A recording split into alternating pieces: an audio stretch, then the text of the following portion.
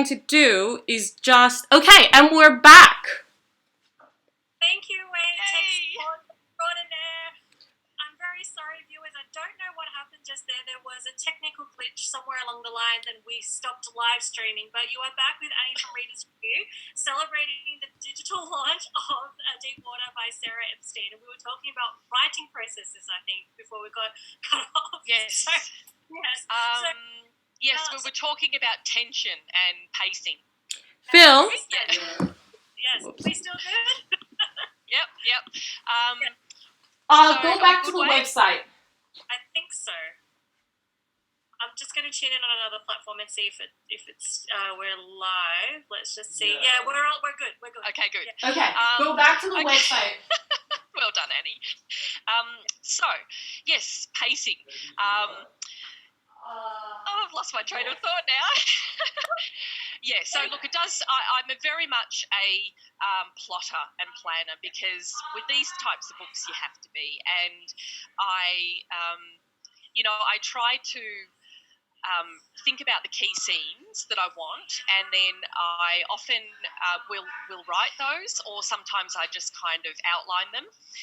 And I can never really, when the story idea starts coming to me, I can't actually start writing or start drafting or get very far until I've figured out what the ending is going to be.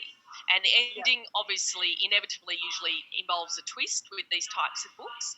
And so once I've sort of figured out what that's going to be, then I then start to figure out where I want to slot in various scenes. And so sometimes those scenes come to me because they're just something really creepy, or something like an emotional scene between characters, or something like that. So I tend to try to then pace them out, and then I'll often use charts and colour coding and all sorts of things so I can keep track of pacing, and then it's all revision to make sure that I feel, and often putting it aside really helps with the revision side of things for tension and pacing, because if I put it aside for a couple of weeks and pick it up, I can tell straight away where it starts to lag, or if it's a bit slow, and then I can tweak those things. I can cull those chapters, or if I feel like something is too fast paced, I can insert sort of breathers with the characters sort of slowing down and doing other things. So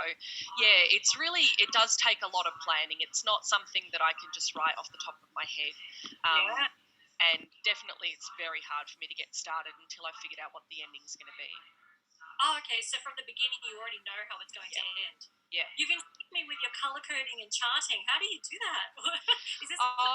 It's mostly when I write out a chapter breakdown, and I'm just wondering whether I've even got one here that I can show you. But I tend to sort of write it all out on a big, long chart, all the different chapters and the characters that appear in the chapters, and I'll colour code the characters, and then it just helps me look at it as a visual snapshot, so I can sort of tell, like, oh, we haven't seen that character for a while, I might need to bring them back into this scene, or if the pacing is really fast, if it's colour-coded that it's a very action chapter or it's a dialogue-heavy chapter, I can just kind of visually see then the colour coding just as a snapshot, like, okay, there's a huge section in the middle where there's just lots of dialogue, so I'm going to have to get some more action in there, or, have that character appear and things like that. So it's just my visual arts background. It's just the way my mind works.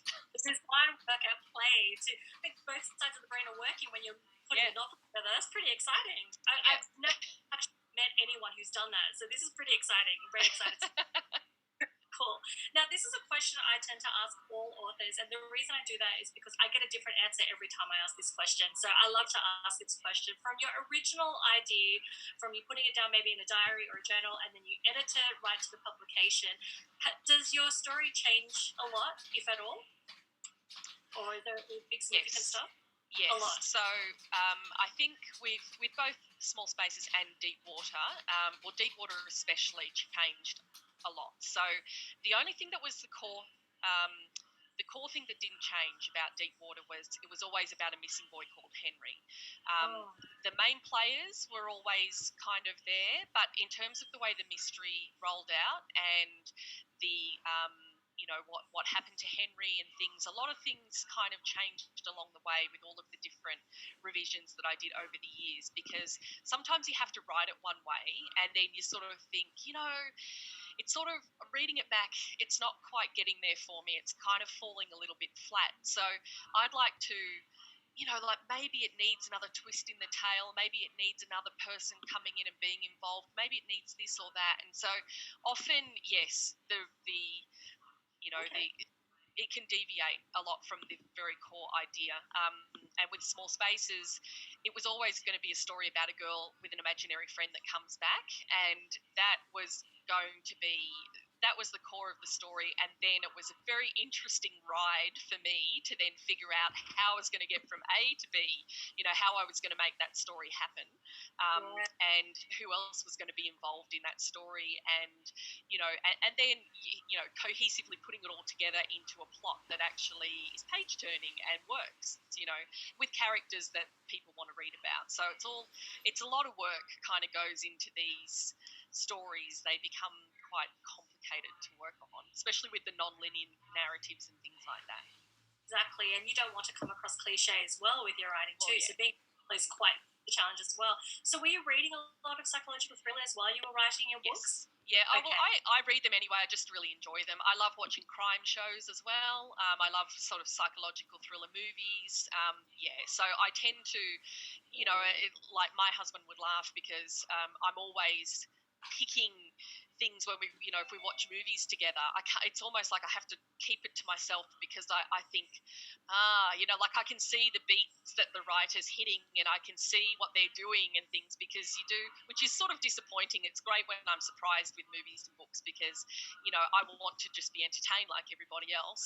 I don't want to see, the hands of the author or the writer and see what they're doing. But, it's really interesting to me to kind of analyse books and movies in the way they're put together, because their mind works obviously the same way my mind works. And so I really do enjoy reading a lot of thrillers and crime and mystery and things because, I think it's just very clever when the writer can just really pull it off perfectly well, and I really admire that. Yeah, fantastic, yes. Not to derail the conversation, but what's your favourite crime show? I have to ask. Oh, gosh. I kind of watch them all. Any of them that are on Netflix, like the Harlan Coben ones that have been on there recently. I love all the English crime shows, but I also love all of the Nordic noir stuff, all the ones that are sort of set in, like kind of like Norway and Sweden, and there's been some great Icelandic shows and stuff. So, yeah, I tend to just kind of give them all a go, and there's been a couple of really great French ones too. So yeah, I'll watch them all, and I love the dark stuff as well. Like I love Stranger Things, and I love the OA. Just the storytelling in them, and just doing something different. And so I actually get very inspired by movies and TV series. Like I think the creative brain of authors works in the same way as the creative brain as of screenwriters and television writers and things. We all just love a good story. Definitely. Well, my favourite would be Law and Order, SVU. Oh, okay, yeah. I love Grimm too. For those who, a lot of people already know, I love Grimm. The mix with the fairy tale and the criminal side of things, which is fantastic. Yes. So anyway, back to topic. Chloe and Mason are your characters in Deepwater, and I found them quite because they were very different. But how did you construct those characters? And because Deepwater is written in two perspectives, so we do follow Mason and we follow Chloe. But how did you, overcome that? Was it a challenge to write two different voices, particularly male and female? Well, when I first started writing Deepwater, I actually just wrote it all from Chloe's perspective. So it was always going to be her driving the story just because of her personality and the way she is. But then somewhere along the way in one of the drafts, I decided to just write a sample chapter from Mason's character because I just sort of wanted to get, one of those writing exercises where you want to kind of get inside a character's head. So often you'll write a bit of a scene from their perspective just to try and understand them a bit more. And I wrote this scene, and it's one of the ones that's quite early on in Deepwater. It's probably his first scene actually, where he's in the mother with his kid with his mother in the kitchen, and. Yeah, and his voice just came to me so naturally. I was just so inside his head, and I thought, I think like half the book needs to be told from Mason's perspective. And so really because they are so different, one thing that made it a bit easy for me was I kept all of Chloe's chapters in present tense, first person, whereas Mason's chapters were in third person, past tense, or are they present tense? I can't remember now. But anyway, third person and first person. So it did differentiate it for me as well in my head, and close third person for Mason, so that I could still be very much inside his head.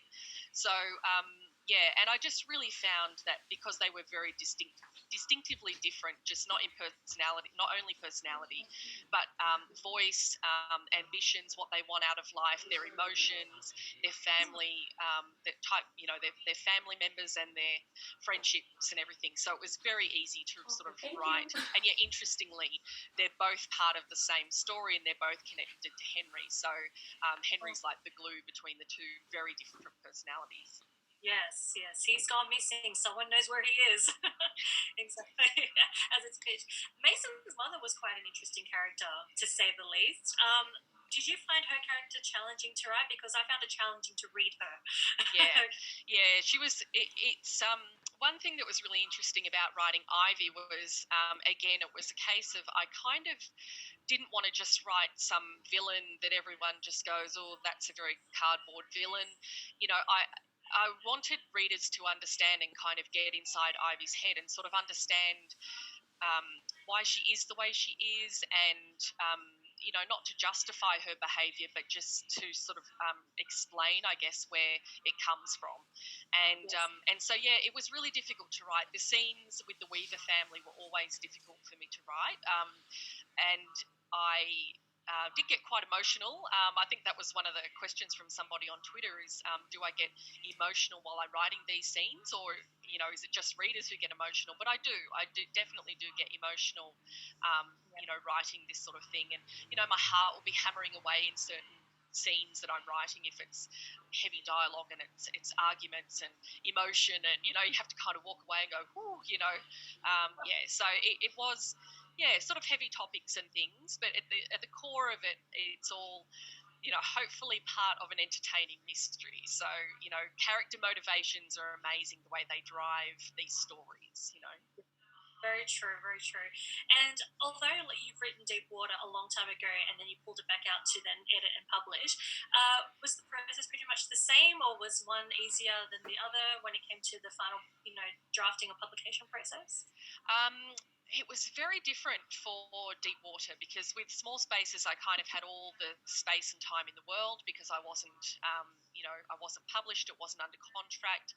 I could just write the story I wanted to write, and when I felt it was ready, it was ready.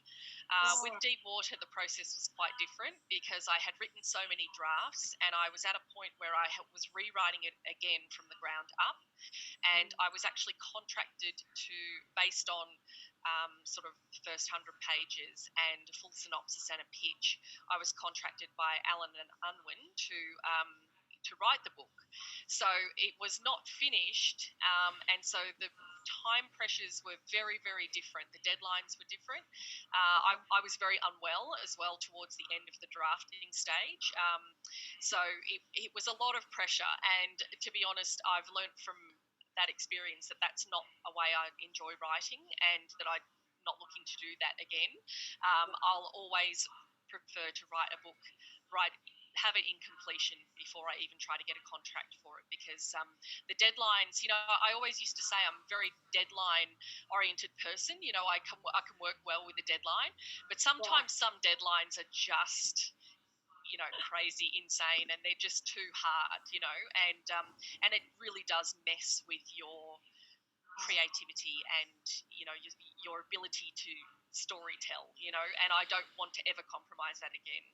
Yeah, no, fair enough. Now, earlier you mentioned that there were quite a few questions that came in from Twitter, so we will really read some of those questions out shortly. Before we do that, though, I just want to play a very quick, fun game with you called Top 10 This. This is something I like to do with readers, review authors that come to our sessions. We usually film them and put them on social media, but I thought this was our chance to do our Top 10 This or That here. So, okay, very quick and easy, just choose one or the other. Do you like reading adult or young adult fiction or adult fiction in your own time? Oh, both? Am I allowed to give an answer of both? Oh, Because it's even Stevens. I read equally as much, of both. oh, cool. Okay. So when you're for your own reading again, do you like reading about conflict or romance in a book? Conflict. You like the conflict? Fair Yeah. enough. When we were allowed outside of our houses, did you like reading parkside or beachside? Oh gosh, I like both. I live not far from the beach, and I don't get up there anywhere near, often enough. So I would say beachside because honestly, I'd love to just take one of my books and go up there now, and now I can't. So there you go. That's karma for me. I should have done it before. You live near a beach. I'm so jealous. Again, when we were allowed out of our houses and you were able to go away for a while, tropical getaway or winter getaway, what was your favorite kind of holiday? Oh, winter. Yeah, winter holiday? Yeah. Not necessarily skiing or anything, but I do probably prefer warm and cozy rather than hot and sweaty. Oh, yeah, no, fair enough. Are you a cats or dogs person? Dogs. Do you have dogs? Yes, I've got one dog. Yep. One dog. Oh, what's your dog's name? Luna. Oh, very cute. Now, do you like riding during the daytime or nighttime? I like both. I'm probably, over the course of everything I've written, it would be more nighttime writing, just because of when I first started writing, it was always writing after I'd done my design business during the day and then once the kids were asleep. So I actually enjoy both, but probably do more night writing. No, fair enough. So it doesn't creep you out when you're writing at nighttime? It does, but look, I don't mind that. Sometimes it gets me in the right headspace. True, that would be true. Now, you're in Victoria, I'm in New South Wales, so I must ask you this question. NRL or AFL? I'll say AFL, but I am actually from New South Wales. I was born in Sydney, and I used to watch NRL, when I was growing up. But if I had to sit and watch a game, I'd definitely prefer to watch AFL. Oh, fine, okay. We can still be friends. I'm NRL. But you used to be on. We can't watch either now. Yeah, true. Sad face. Now, again, with your own reading, do you like an open ending or a closed ending in a book? Closed. Oh, yep, need the answers right away. If your books, whether it's Small Spaces or Deep Water, were transferred or adapted, I should say, to film, would you like it to be a TV show or a movie? I think probably, I think Small Spaces as a movie, and I think probably Deep Water could work as maybe a limited series. So, yeah, because I think that there's probably enough going on and a lot of characters, and I think that, so that could probably work as a TV series. Anyone out there listening? Yes, hint, hint. No, I have to agree with that, actually. Yes, no, I agree with that one. Last but not least is probably my most controversial question of the night. If you had to choose a favourite, Small Spaces or Deep Water, which would you choose? No, they both have a special place in my heart. Yeah, probably no one can ever give you an answer on this. I like them. They're my favourites, both for very different reasons. And so, yeah, I could never choose between them. Sorry. Child.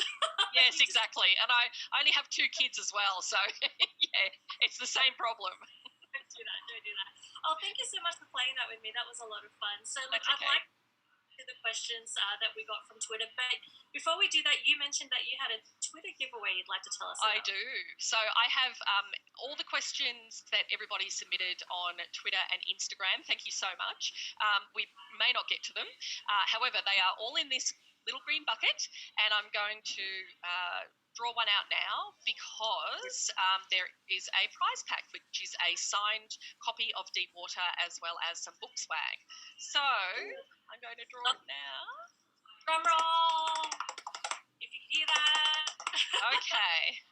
And the winner is Lily's Bookshelf. So Lily's _bookshelf, who submitted a question on Instagram. So congratulations to Lily. So if you could please send me a private message via Instagram or Twitter or however you like, even via my website contact form, just to please let me know your postal address so I can get that out to you. Congratulations. That's exciting. Hey, well done. Enjoy the swag. The swag's awesome. I've seen the swag. Very cool. Okay, look, I'm just going to get the questions from Twitter here, so I'm just going to get them up for you. Okay, Now, the first question that I've got here came from the lovely Gabriel Tozer. She's a YA author. I love Gabby. She would like to know, what do you find hardest about writing a novel, and how do you overcome it?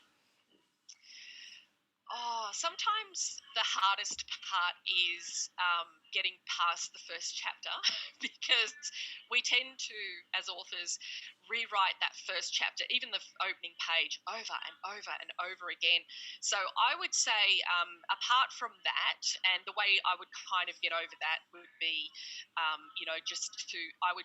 literally often just pick some random chapter or scene I want to write halfway through the book or the climax or something, and I just jump in and write it. So I don't write everything in chronological order. And same thing if I get stuck in the middle. So middle is often a really hard part, and that's where you kind of hit, sort of 40,000 words, and you're thinking, does anyone even care about this book? And the way I get over that is the same thing. I'll just jump forward and I'll write the climax, and I'll remind myself of why what I'm writing towards. Or I do writing sprints, 30-minute writing sprints where I try to write 500 words, and you can't overthink it, and it just gets you back into a good writing routine. So, yeah, that would be probably my main ways of kind of getting over that dreaded feeling of like I'm stuck. Yeah, fantastic. Thank you. The next question came from Kater.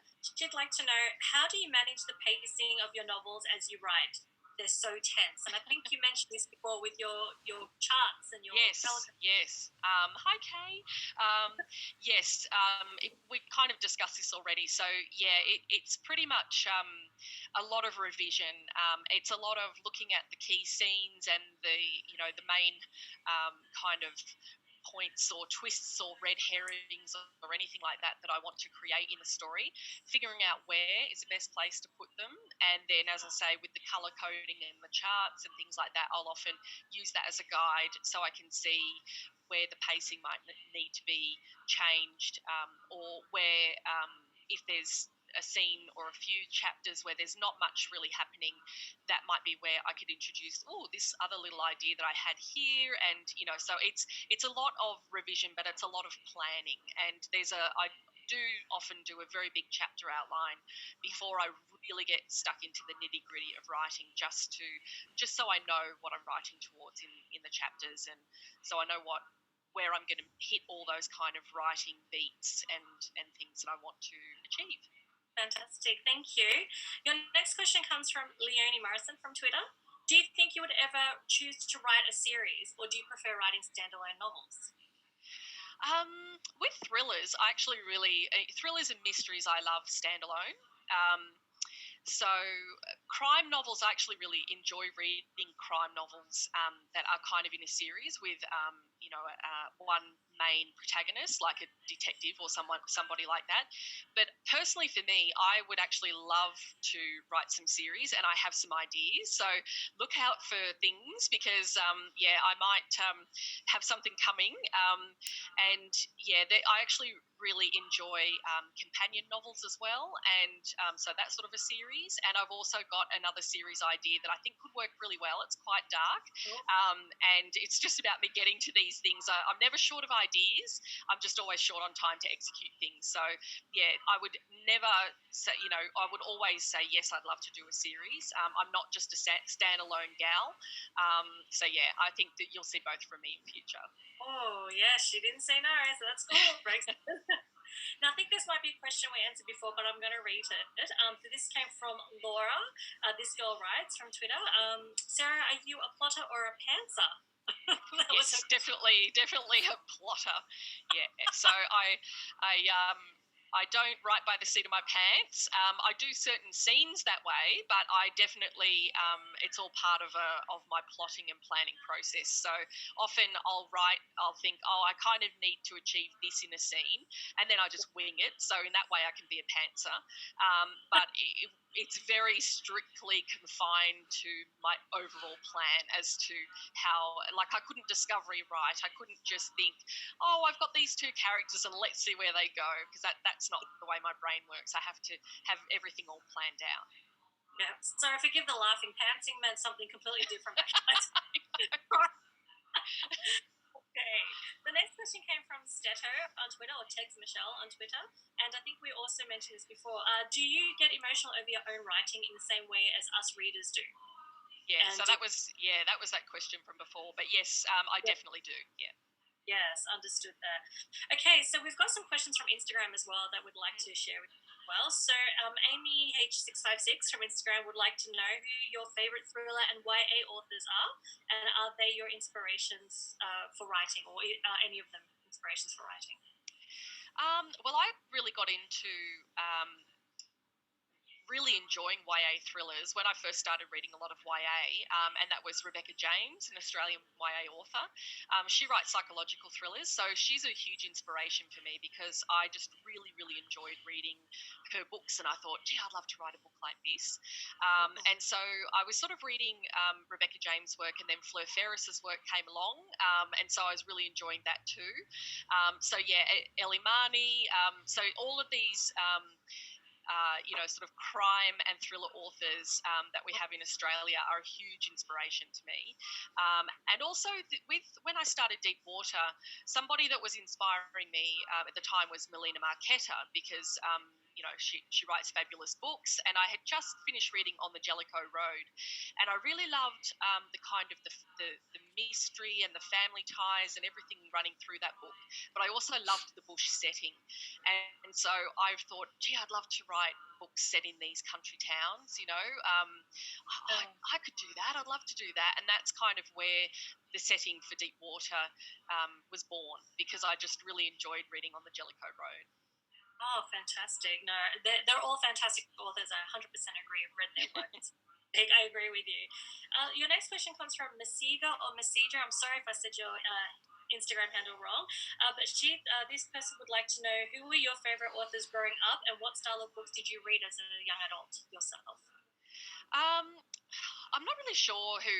Like, it's always really hard for me to name favourite authors. It's probably one of my least favourite questions, because I can never think of them at the time. And so, but something that really inspired me for the kind of books that I write now is when I was a teenager, I actually really loved reading Christopher Pike books, because they were kind of horror for teens, and they were, so there's a lot of as you know, like, well, when I was a teenager, YA wasn't a huge reading category, and so even though I would read John Marsden and Robin Klein and those types of books, it was always like I'd love to read some kind of horror or thriller or mystery, but the only ones that were around were the ones on my mum's bookshelf, which were all Stephen King, and I always found they were just a little bit too old for me in content. Like, I wasn't quite ready for some of them.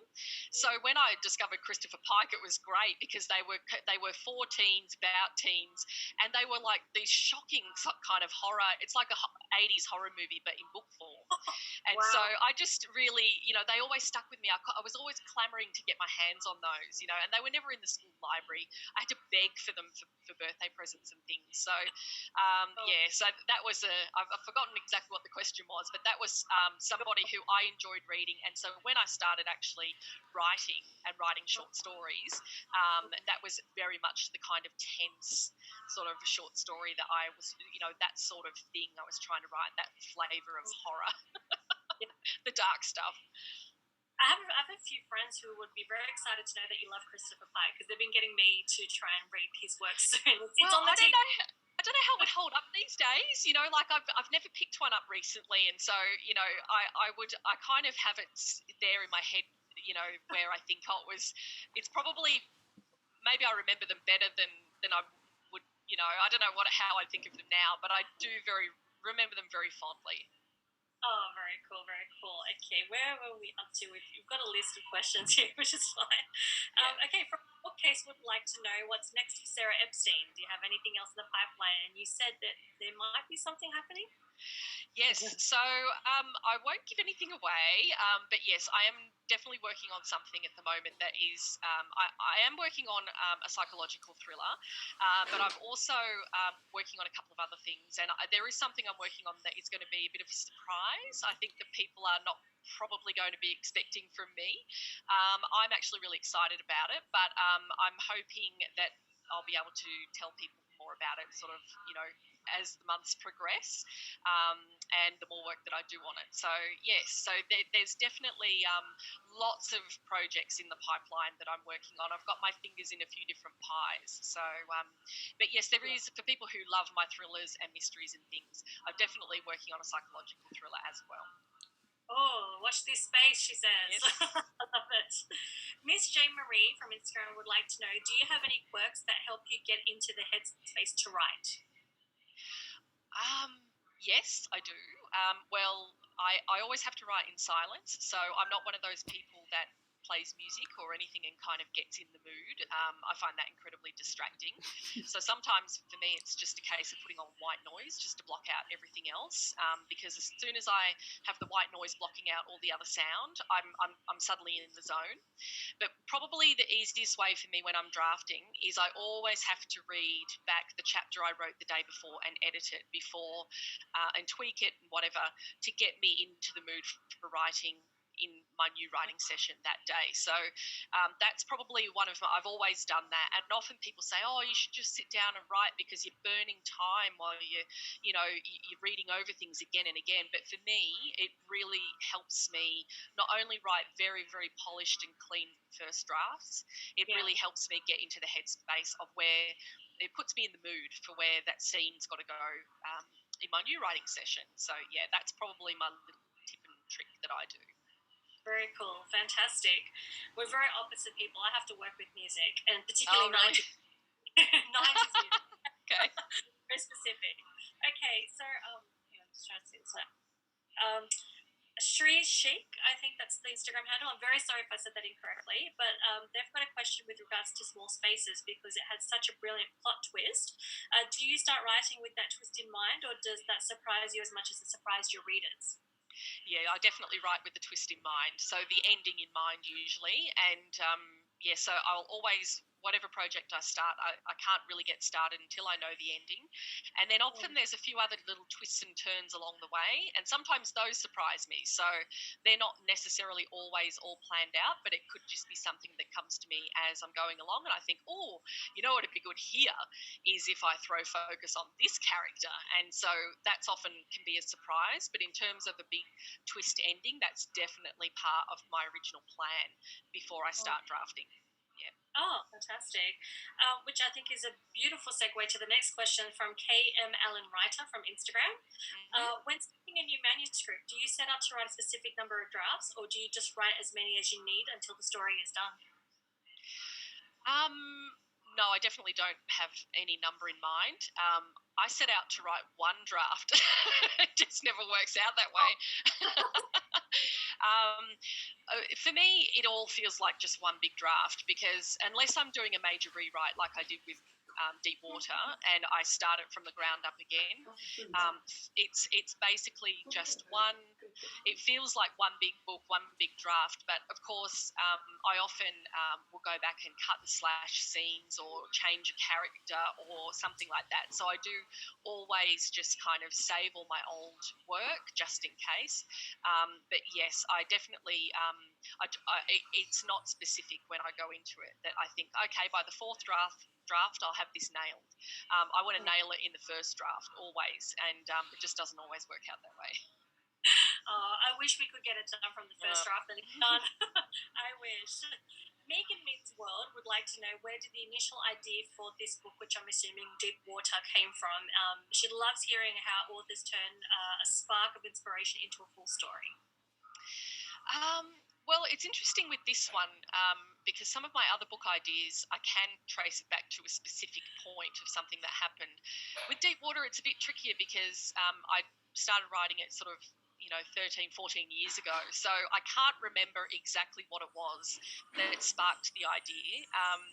And it was probably just because I was interested in stories about missing teens or missing kids or something back then.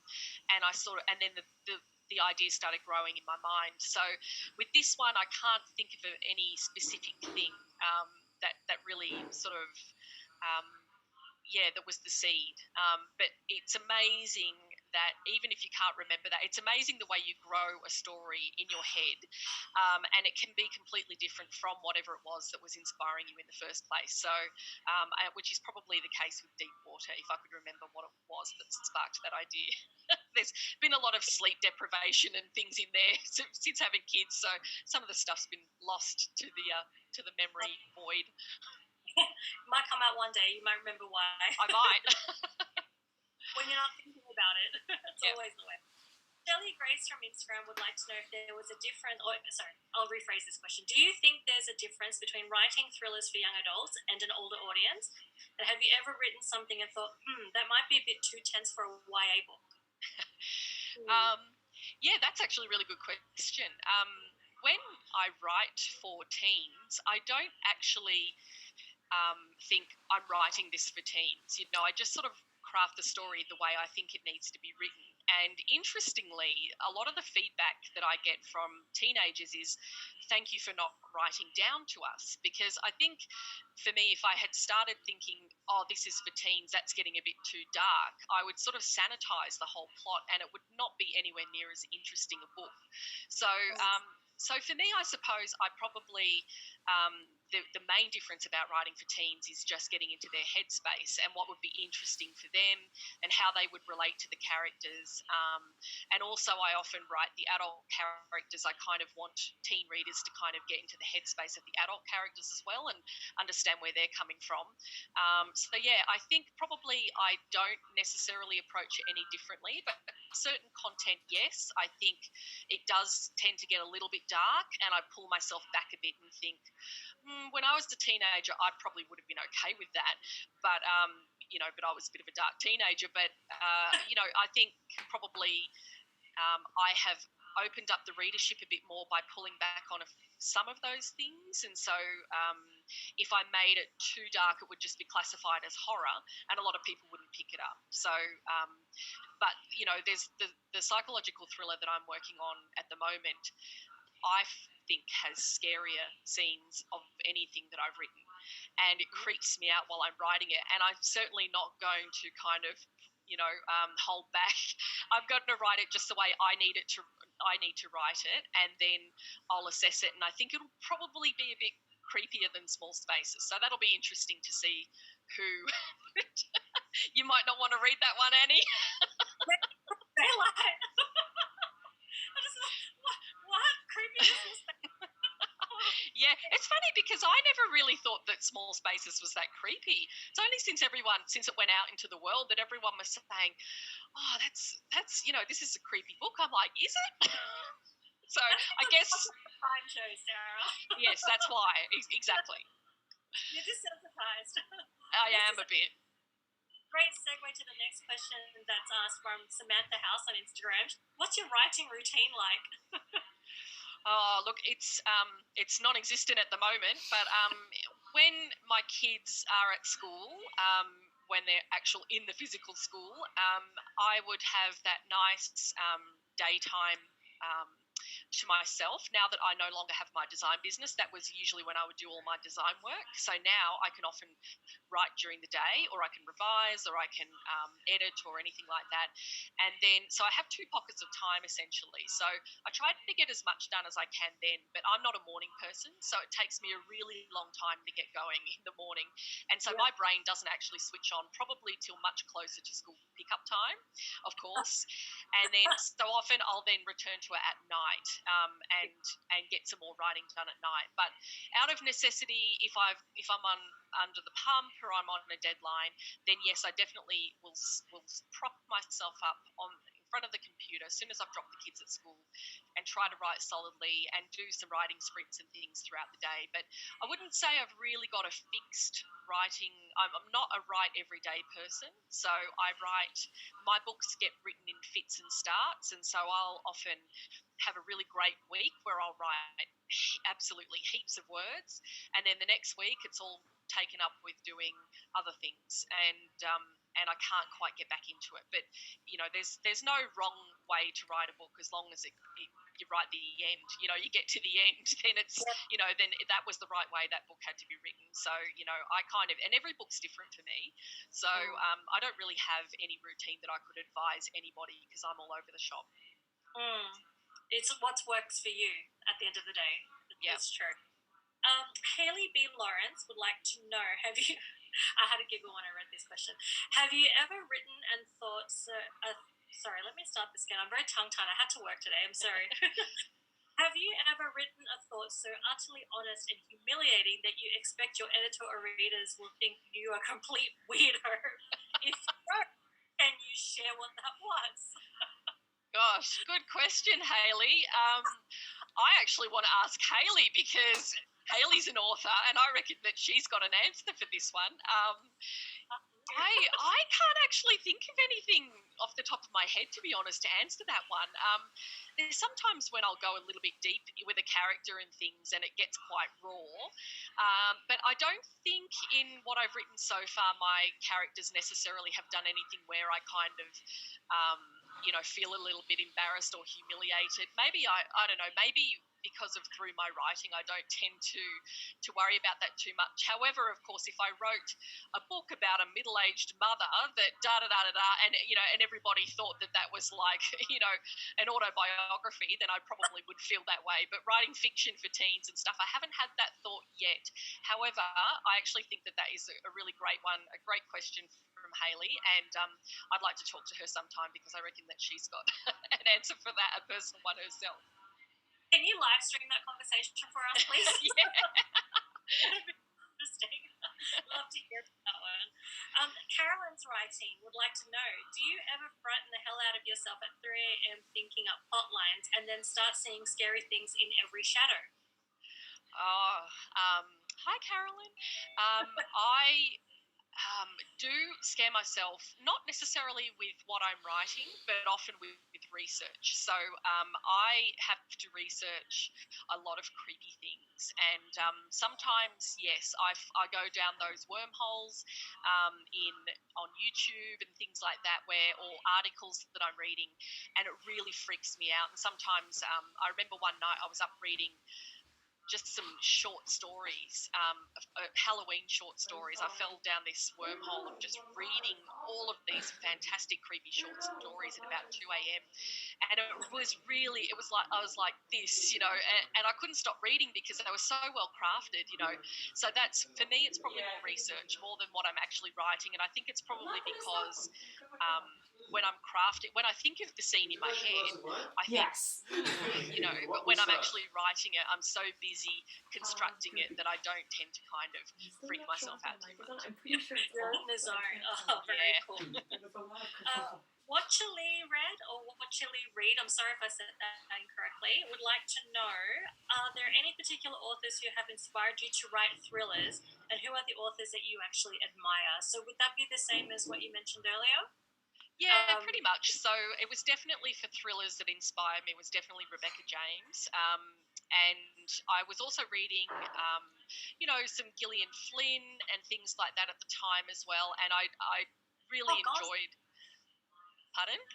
Gone Girl? Yes, yeah. I think I started with Gone Girl, and then I went backwards and I read Dark Places and Sharp Objects, which I actually enjoyed more than Gone Girl. And so, yeah, I would say they were probably heavy influences, those two authors, and also Leanne Moriarty. Even though she's not really, she's more domestic noir and sort of crime, those sorts of books. I just love the way she writes characters. I love the humour in her books. I love the way she constructs the books. I'm just a really big Leanne Moriarty fangirl. So for her, for the way she writes, I was heavily influenced and probably still am, and I would love to write some adult novels myself. So I would say that they were probably the three most influential when I started writing small spaces, because before that I'd already written a YA contemporary novel, and before that was the very many, many, many drafts of Deepwater. And so the Deepwater was probably, like I was influenced by when I was reading Rebecca James and Melina Marchetta and things back then. So, yeah. Fantastic. The next question came from our winner, Lily's Bookshelf. Yes. She'd like to know, where do you get inspiration from your books from, specifically? So Gosh. Everywhere. I just never stop reading. I never stop watching things. I never stop, kind of viewing TV shows and movies, and I just take it all in. Sometimes it's some random little newspaper article that I read, and it just sticks in the back of my mind. I think, oh, that's so weird and so quirky. That could be good for a character, and I have a document, and it's just called YA book ref, YA book reference. And so whenever I have these little bursts of inspiration from something that I've seen or read, and it's just got my imagination going, I just go and I type it into this document. And, sometimes I open that document and I read it, and it's like it's written by some other person, and I think, God, it's amazing how my brain would never have retained that information. I'm so glad that I wrote all these little ideas down, because they'll all probably appear in books someday. So for me, it's just everywhere and anywhere. That's why you need to write down notes on your phone or on a little notepad in your bag or something, or have a notepad by your bed, which has never been successful for me because I'm always too tired to actually write anything. But just inspiration strikes from everywhere. And I'm always inspired when I read a really good book as well.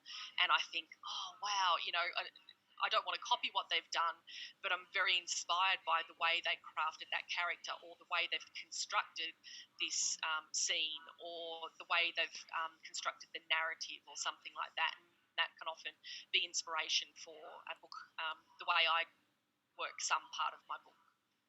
Yeah, actually very good advice. It's something that I do myself, writing my own book, just old school, pen and paper, book in your bag, always. That's fantastic. Thank you for that. Okay, we've got a handful of questions, and I think we're going to get through all of them, which is fantastic. Okay, have we still got time, Wei? I just better check that we haven't been cut off yet. If you guys are fine, we can keep going. Okay, all right. Okay, cool. Thank you, Wei. Yeah, we got interrupted slightly earlier, so I'm sure we can get through these questions. Yeah. Okay, so the first time pod from Instagram would like to know, how do you make your Instagram so pretty? Short answer, time and effort. It's obviously my design, my visual arts background. I appreciate pretty things, but there's no shortcuts. It's all just time and effort, and planning. I always love to see what colour scheme I'm going to get from my book cover. And shout out to the fabulous Deborah Bilson, who designed the Deepwater cover. And early on in the process, when I was providing mood boards and things, I had mentioned that I was really feeling the blues and greens, and she came up with some fantastic options. And of course, we've got beautiful blue and green on the final cover. And so it's so fun for me to play with colour, because the books are often have a lot of black and grey on the cover as well, and white, because they're crime and they're dark and everything. So for small spaces, it was very pink, and I said, well, this time round I need something very different. And so it's nice. It's like changing, when Bookstagrammers change their theme, it's like that for me with a new book. I can kind of change the theme.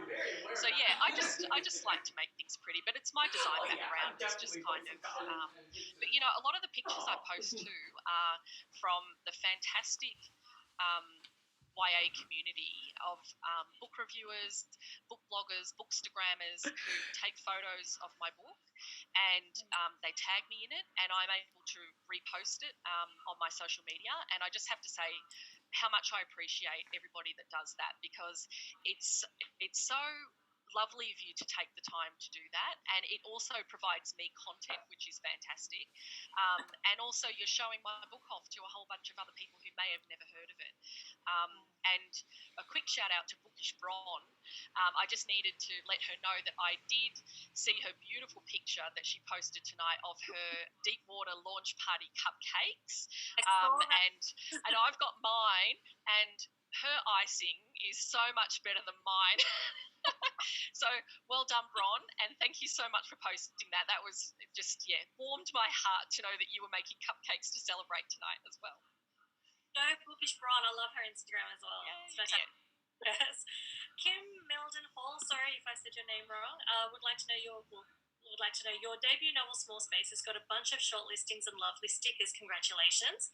How did you deal with the roller coaster of shortlistings and success? And have you got any strategies for managing expectations for your new book? Oh gosh, look, all of it was unexpected. So I suppose I never had any expectation going in that I would get on any shortlistings, that I would even get longlisted for anything. I certainly didn't think I would win anything. And before all of that happened with Small Spaces, I always used to joke to my husband that I don't write the kind of books that get shortlisted for literary awards, because I think they're very commercial, very genre fiction books. And so all of it has been such a massive surprise. So with setting my expectations up for Deep Water, that is, I have no expectations that it's going to have the kind of success that Small Spaces did. I am just happy to be here, basically, and I just am so pleased the way everybody embraced my debut novel. I couldn't have asked for a better ride with a debut novel, and I already know that I don't expect any of my books, my current or future books, to necessarily match that success. I'm okay. I'm cool, because I was so lucky to have that the first time round. So I certainly didn't write Deep Water thinking, oh goodness, is this going to kind of get shortlisted for anything? Because I actually started Deep Water and finished it years before I even started writing Small Spaces. But of course, then it got rewritten. And the only influence that the success of Small Spaces has had on me completing Deep Water and now having it published was just knowing that people have embraced my writing. Just really made it so much easier for me to just write the way I write and just be me, and know that hopefully that my audience that liked my first book will also really like this. So the rest of the other stuff is fantastic, but I'm just very lucky to have that happen the first time round. It's not lucky, it's blessing. Yeah, you did really well. Congrats on that one. Thanks, Annie. That's fantastic advice too. Like, write for you. Don't write for fame. Don't write for the award. You write for you, and that's exactly what you did. And then everything else is a bonus. So that's fantastic as well. It's out of your hands anyway. I don't know how anyone could ever think that they could write, thinking, oh, this will get on all the shortlists. I mean, how could you ever know? I mean, the shortlists for things are always so different every year, so you can never. You've just got to write the book that you want to write. And that was why I was floored, absolutely floored at the shortlistings that Small Spaces got, and to be a CBCA honour book. I'm still speechless about it, because I just really didn't think that Small Spaces was the kind of book that was going to break through in that way. So it's really amazing that it did. Yeah, very well deserved. Very well deserved. Last two questions that we've got here, which is great. We've got all three of them. Celine Wright Stuff from Instagram would like to know, how long between starting Deep Water and publication was it? Did you say it was 13 years? Yes. Yeah, it was probably, I think it was 13 years, because just before publication, I wrote the letter that went in the front of the advanced reading copy, which you have, and it's just a letter to dear readers, and I just talk about the fact that it was such a long, slow process. But yeah, so it would have been, and I can always figure out when I started writing, and Deep Water was the book that I started writing, had a different name back then, and it was when my eldest son was about 6 months old, and he's just about to turn 15. So that sort of shows and honestly, the timeline for Small Spaces was nowhere near that long, and future books probably won't be. And it was just because I kept rewriting this book, I kept revisiting this book. It wasn't like it's some epic tome like War and Peace, and it just took so long to write, and it's so complicated. And obviously, it's nothing like that. It's just that I wrote it and I didn't nail it, and then I rewrote it again, and it still didn't feel right. And I left it alone for a few years, and then I came back to it. And so that was why it took so long, because I kept shelving it, and then something kept drawing me back to it. So in the end, that final time I was drawn back to it, I finally finished it the way I wish I had known how to do the very first time. So, what was the original name? You said it was a different name, though? It had lots of different names. I think one of the first names was was Under the Surface, I think it was called. Interestingly, that it had a watery name back then, because then it went through a few different things where I named it a few other different. Close to Home was actually the name that it had for the majority of the time. The title was called Close to Home, but the very first one was Under the Surface, I think. Yeah, so it's funny how it's come full circle and gone back to like a watery theme name. Very cool. The last part of Celine Wright Stuff question was there anything memorable that you learnt through your experience of publishing your second book? Oh, that definitely harks back to what we discussed before about not writing under contract. That was one thing that I definitely learned. And I think probably everything that I learned through writing Small Spaces just made me a better writer to be able to tackle this book the way I wanted to. So there's always lessons to be learned with each book. There's even certain things in Small Spaces that I wouldn't necessarily change, but I sort of look back on it now and think, oh, you know what, that I did in that book, I'm going to do something different for this book. And it will probably continue on like that for all future books too. But it was definitely more just I definitely found my creativity was felt compromised when I was under such a time crunch, and it's not a way I'd like to ever work again. Yeah. Lesson learned. The last question's from Sometimes I Read Book, and this came from Twitter. Were you able to separate yourself from Small Spaces to begin on the Deepwater novel, I guess, when you're doing the last draft and for publication, or did it influence the writing of Deepwater? Yeah, so same. That was kind of part and parcel with the what we just talked about. Is it definitely with that final draft. Final rewrite of Deepwater, definitely everything I learned from writing Small Spaces and getting Small Spaces to the quality of book that was then published, I think that definitely influenced the way I write and wrote Deepwater, and will continue. So obviously each book now, I feel like I get a little better now with each book, and and the content for me as well, it sort of changes with each book, but the core thing of just really having fleshed out characters and having the page turning quality and the twists and turns, that's the thing that I've learned that I love about writing, and all of the stories that I want to write will always have those types of things. Yeah. Fantastic. Well, that was all the questions that came through the social media platforms. Yep. So first of all, I would like to say thank you again to Sarah for talking to us tonight from where you are. Congratulations again on Deepwater. For the viewers who have tuned in, thank you very much for being part of the digital book launch with Oz Authors Online. Deepwater is now available for purchase at your local bookstores, but if you can't get out of the house, you can go to the ozauthors.online website. Let me just say that again, ozauthors.online/watch. There are book links on that website that you can access Deepwater and other Oz YA novels as well. So if you want more information or guidance, that would be the place to go. Now, Sarah, one last question before we wrap up. I'd like to ask you, what are some of the tips that you could probably share with your viewers that may be struggling with our social distancing and housebound restrictions at this stage? What would be one of your tips that you'd like to share? Gosh, well, look, I'm really leaning into the whole Australian book scene.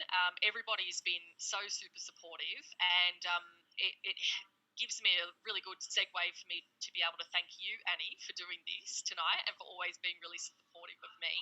And also to Wei, who's behind the scenes. Hi, Wei. And to everybody at Oz Authors Online for creating this platform, because I basically had to cancel my book launch, and something that this has enabled me to do is just to connect with readers and with other authors. And I just think lean into all of your connections on social media as much as you can, because we're all going through the same thing. We're all here. Everybody's up for a bit of a chat, because we, even though some of us are working from home and everything and homeschooling kids and stuff, we can still stay connected this way. And for people who were never able to make it to bookish events because of where they live or anything like that, then this is a way for them to also stay really connected. I mean, this is fantastic. fantastic for them to be able to attend events like this, because this wasn't available to them before. So, so anybody that's struggling, just remember that there's everybody. You can reach out on social media, and everybody's there. We're all going through the same thing. We're all willing to listen. And in terms of the Australian book industry, especially the YA industry in Australia, everybody involved with Love Oz YA, from the readers and the booksellers and the book bloggers, reviewers, authors. Everybody's just so super supportive. We actually have the most lovely YA community in the world. We really do, and everyone will help anybody. So just reach out, because somebody will help you if you need help. So thank you so much. That's exactly right, Sarah. And like Sarah said, everyone just, stay in touch, stay connected, and always remember this is temporary. We will get through this. So try and hang in there and stay strong as much as you can, and read a lot of books. It passes the time. It really does do that. Yes. So look, for anyone who may have had a question they wanted to ask Sarah but didn't get to, or we didn't get to cover something of, I'll be hosting a event on the Readers Review group page on Facebook on the 17th of April with Sarah. So if you're interested in being part of that, we'll be having a bit of an interaction there. Just join the page and you'll get some more details there. But for those who are tuning in for the next event, there will be another event on Oz Authors Online, and that would be with the lovely Kasia Di Bashera. I said her name right. I'm very excited. Sarah. Kasia Di Bashera. She wrote What the Woods Keep and Oasis, which would be the digital book launch, and that will be with Anna Waitley on the 14th of April, 6:30 p.m. right here. So once again, Sarah, thank you so much for talking to us and for enabling us to have this connection. I really appreciate it, and thank you for having me on board. It's been great. Thank you. Well, thank you so much for hosting, Annie. Yay. Thank you for having me. Thanks, and virtual hugs to everyone. everybody who needs one. Much love, guys. Yay. And